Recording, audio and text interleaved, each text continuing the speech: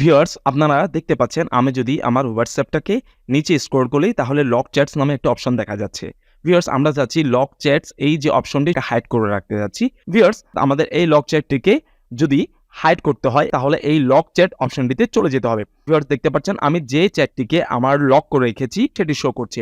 এবার আমরা ডান পাশে লক্ষ্য করলে 3 ডট একটি অপশন দেখতে পাচ্ছি, সেখানে আমরা চলে যাব। এখানে আসার পর চ্যাট লক সেটিং নামে একটা অপশন দেখতে পাচ্ছি, সেখানে আমরা চলে যাব।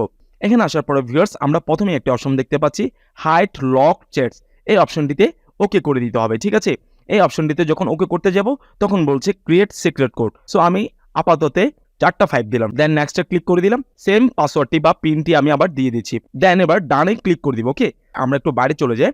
বাইরে আসার পরে আমি যদি নিচে স্ক্রল করি তাহলে ভিউয়ার্স আপনারা দেখতে পাচ্ছেন লক চ্যাট নামে কোনো অপশন দেখা যাচ্ছে না।